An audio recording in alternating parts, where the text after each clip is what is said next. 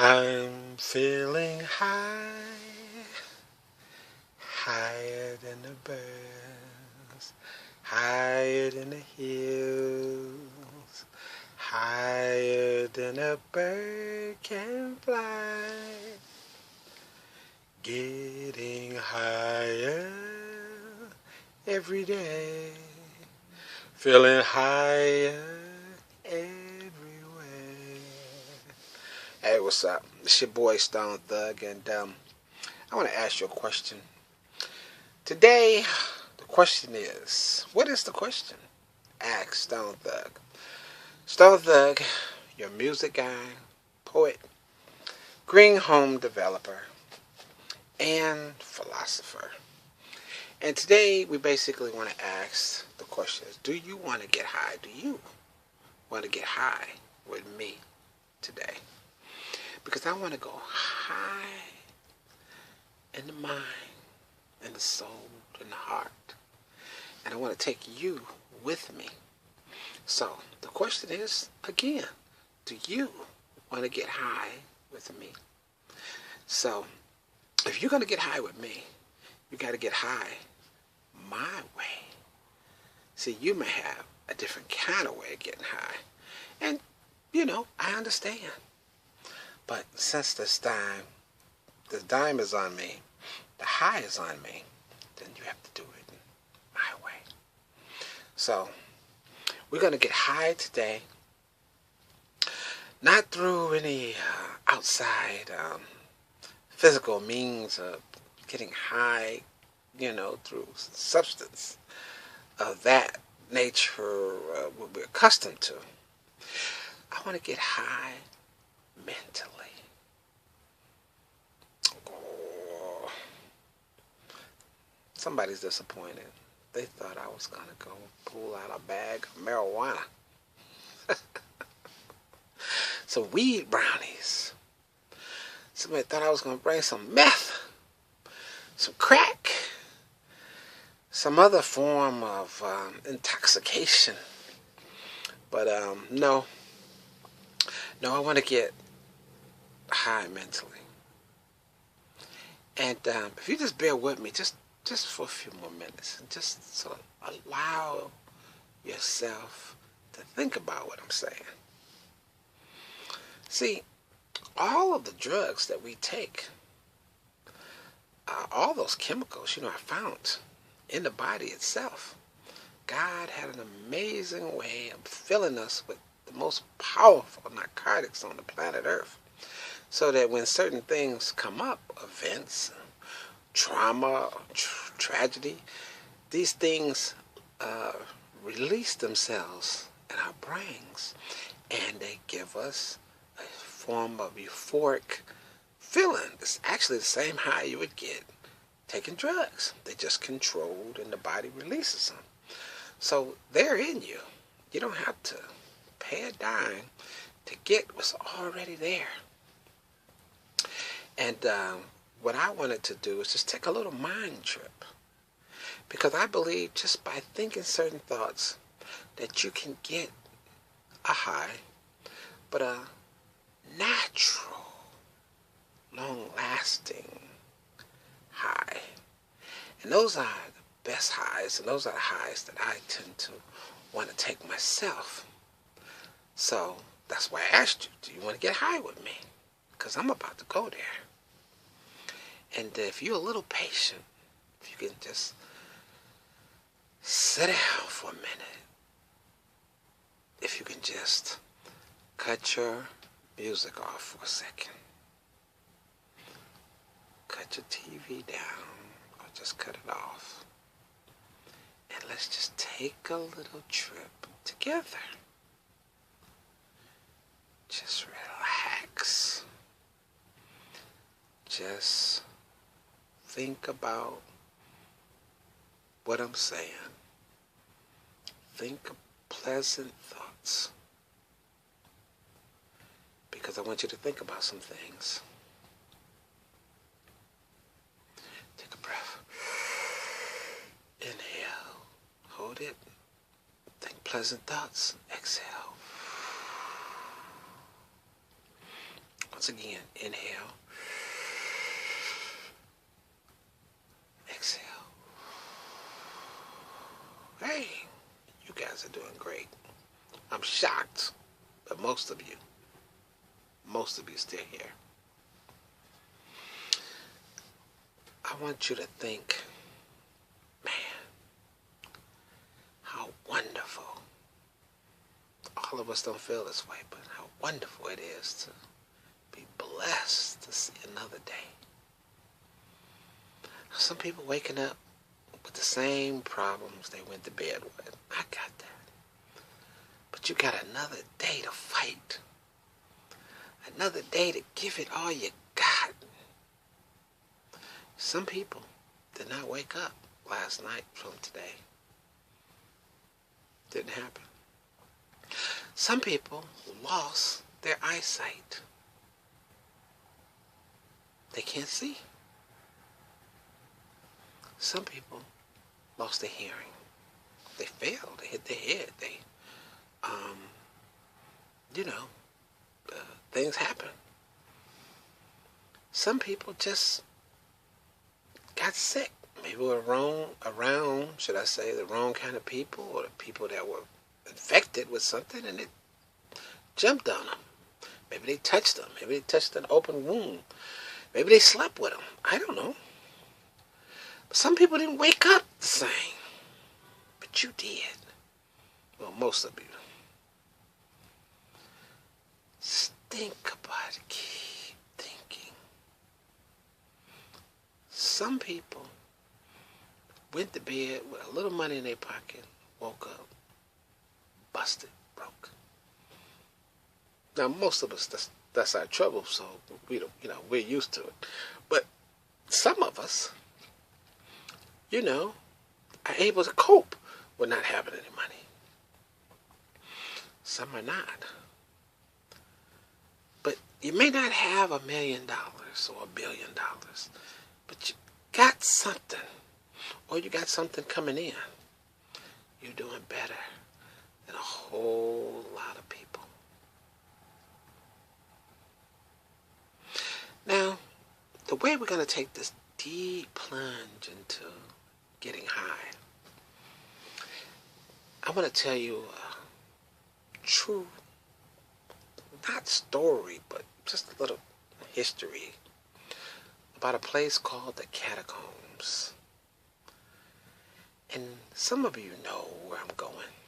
Some of you know more about it than me. And many of you don't have a clue what I mean by catacombs. Sometimes I think about the catacombs. And the catacombs is like a city under a city. And basically, these particular catacombs, and they're probably in many places, some we haven't even discovered, are in Paris, France. That's right, in Paris. Oui. Parlez-vous français? Je m'appelle Grégory, et toi? Qui est l'homme? Catacombs. Oui. Basically, the catacombs, and that was a little French, or attempt at French for some of you. Like I said, is a city under the city of Paris. And the catacombs are these long, winding tunnels that are under the city. And they are filled from bottom to top with skulls and bones of people. Now, some of you already know that. You've seen pictures of it. Some of you are going to Google it after I said it. And these are millions and millions of people who passed away.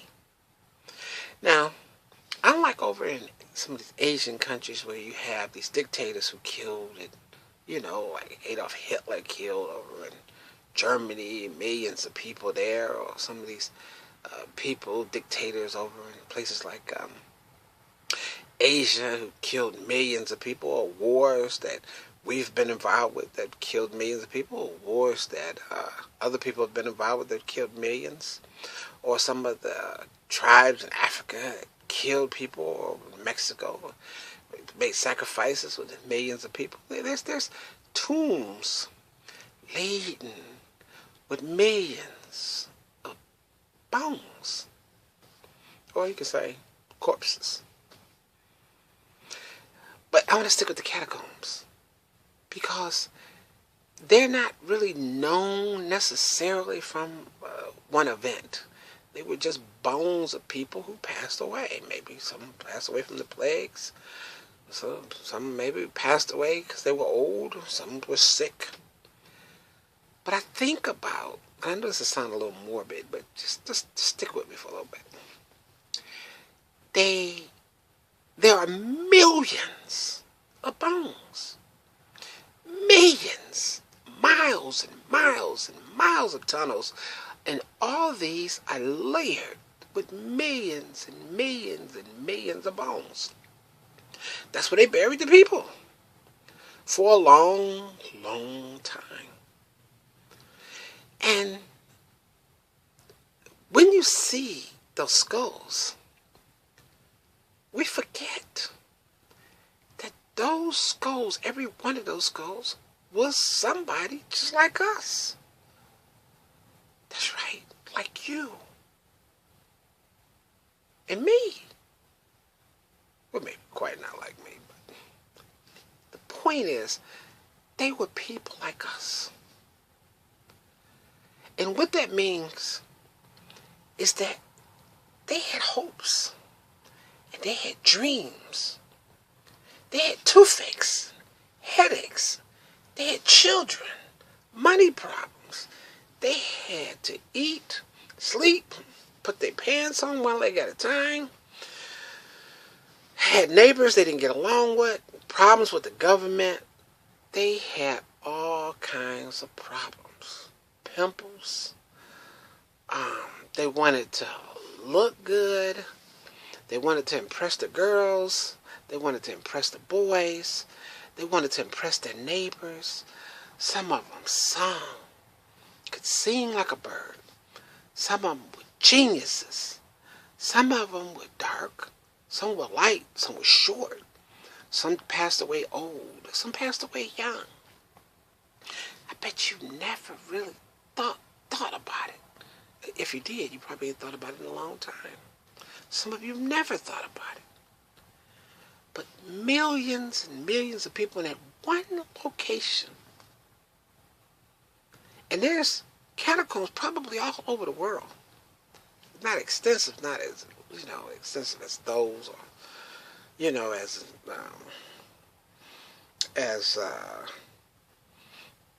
many millions as those, but they're everywhere. And these people were concerned about freedom.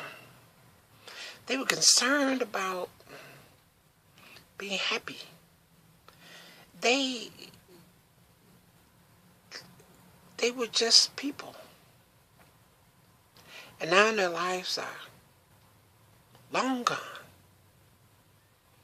But I wanted to talk a little bit about them because they might be gone. But today, because you're sharing in this natural high that I'm sharing with you, they're not forgotten. They're strangers to us. We don't have a clue who none of them are. The famous ones had special places they were buried. Their names are on top of the graves or in some special mausoleum. But most of them are just forgotten. People who had a flash, a moment in time that they call life. They're gone. But you are here. You are watching this video right now. What are you gonna do to be remembered? You don't have to get $1 billion. Some of those people in the catacombs were very rich. You don't have to be another Einstein. Some of those people in the catacombs were very smart. You don't have to be the strongest man, the fastest woman. You don't have to do none of those things. But what can you do right now to be remembered, to be special? You're already special. But with this little spark of time that you have, that we call life, think, what can I do to make life a little better for everybody? Not just my family, not just my people, not just my kin, my, bunch. What can I do to help somebody who I don't even know? What can I do to make a difference? And when I think about them, and I think of those ideas, I just get high. Ooh, man, like, whoa, that's something. That's big. That's deep. That's like cocaine, crack, marijuana, and all the doctor prescription drugs they can give you, all wrapped up in one. Poof. When you think about it, wow, man, it's like, whoa. The kids used to say a long time ago, man, that's far out, man. The white kids used to say that. But anyway, that's my Cloud 9 moment.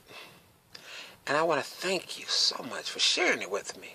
I hope I said a little something to make you think a little harder about the short time that we have down here on this earth. And we should maximize it. And we should do some good things for some other people other than ourselves or our friends or family. Anyway, this is your boy Stone Thug. I want to thank you for your time again. I want to say go to stonethug.com and get a download. Buy a t-shirt. Get a piece of jewelry. stonethug.com. Support us because we support you. Peace. It's your boy Stone Thug. Have a wonderful day.